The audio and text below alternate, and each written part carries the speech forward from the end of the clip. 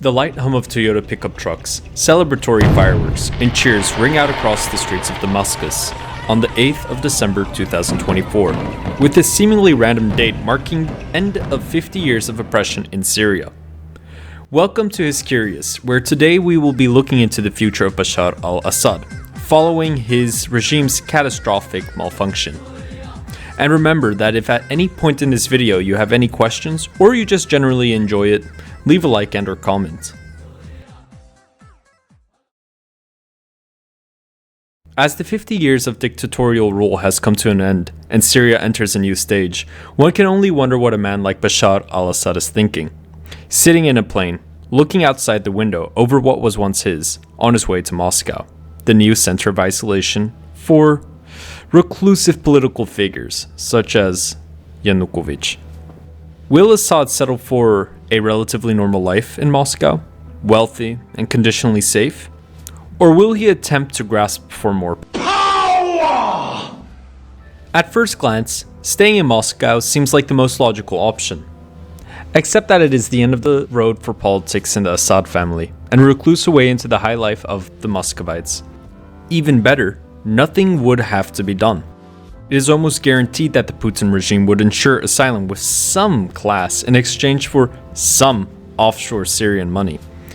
And for Putin, keeping Assad in Moscow might be the best and only option for damage control, with Assad's isolation meaning that deals can be made between the new incoming Syrian government and Russian authorities, without there being any interference from Syria's former regime.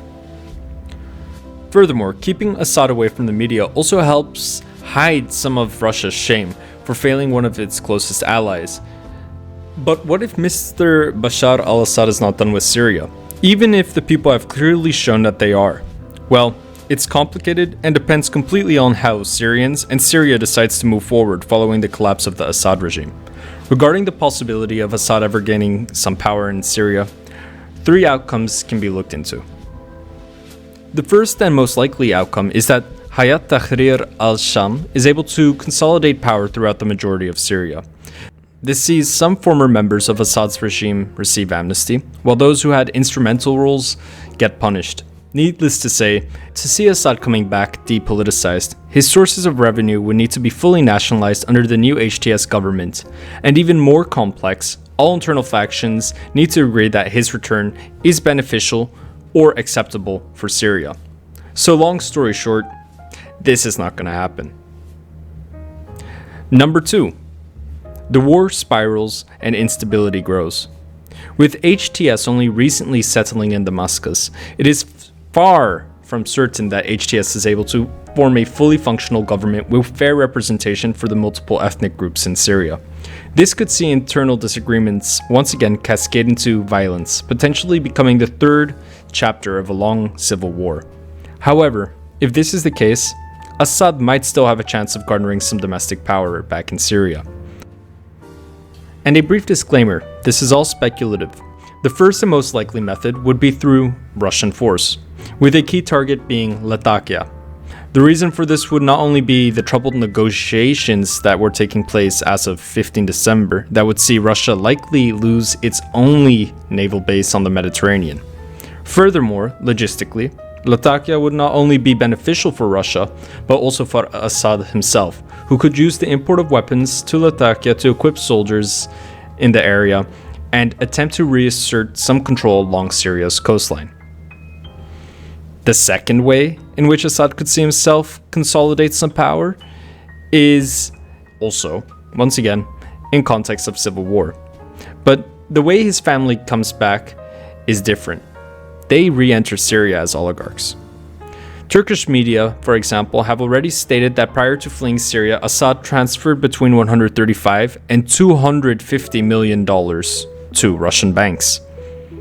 This indicates that not only does Assad personally have access to large sums of money and its revenue sources, even as his country was collapsing, but he was also able to ensure that it does not get sanctioned, giving him a lot of buyback power in case of his potential return to Syria.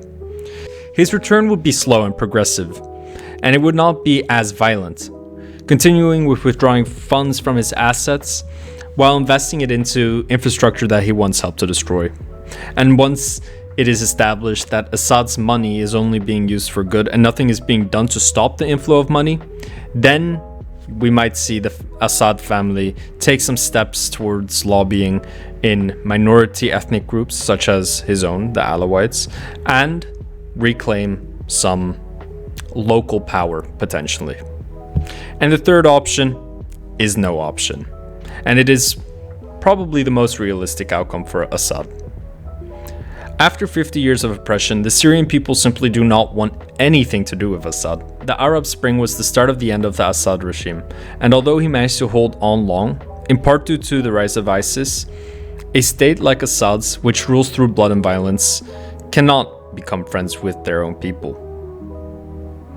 Syria is entering a new chapter, and it is one that has the potential to be so much better than what it has seen before, and one that can hopefully avoid the mistakes and tragedies orchestrated by the Assad regime.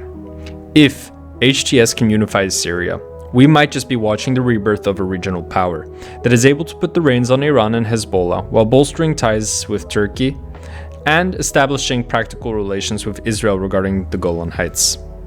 The future is still unknown, but surely, one way or another, the brave and courageous people of Syria will find a way through their darkness.